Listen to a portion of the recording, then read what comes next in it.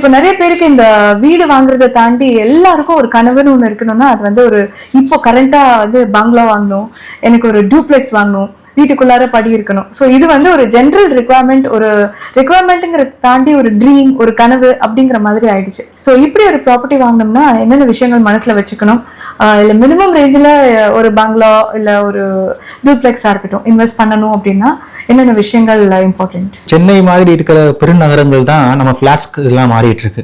இப்போ நீங்க சென்னையை தாண்டி வெளியே செங்கல்பட்டு போயிட்டீங்கனாலே பிளாட் சைஸ் தெரியாது, 1 கிரவுண்டு 2 கிரவுண்ட்லாம் தெரியாது. அங்கெல்லாம் சென்ட் தான் பேசுங்க. மதுரை எடுத்துக்கிட்டீங்கன்னா ஃபிளாட்ஸே மேக்ஸிமம் கிடையாது, 90% ஃபிளாட் கிடையாது, இண்டிபெண்டன்ஸ் தான்.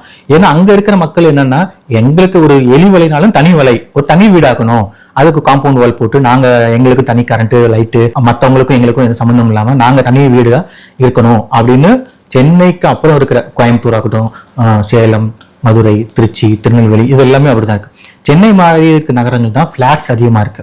இந்த ஃபிளாட்ஸ் ஏன்னா நம்ம வந்து காஸ்ட், ஒரு லேண்டோட காஸ்ட் வந்து அதிகமா இருக்கு இன்னைக்கு. அதை தாண்டி உங்களுக்கு வந்து எல்லாமே வந்து சிட்டிக்குள்ளேயே தான் டெவலப் ஆயிட்டு இருக்கு.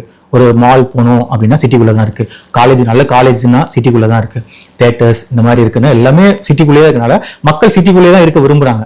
ஏன்னா நீங்க இப்போ சென்னை தாண்டி நீங்க போனீங்க 40-50 கிலோமீட்டர் டிராவல் பண்ணி இங்க வந்து ஒர்க் பண்ணிட்டு போகணும், பசங்க வந்து படிச்சுட்டு போகணும், இந்த மாதிரி இருக்கிறதுனால அவங்க வந்து இந்த ஃபிளாட் சிஸ்டத்திலேயே இருக்காங்க. இதுல வந்து வெளியே வரணும் அப்படின்னா எல்லாத்துக்கும் ஒரு கனவு வந்து தனி வீடு வாங்கணும்னு இருக்கு. அதுக்கு காரணம் பிரைஸ் தான்.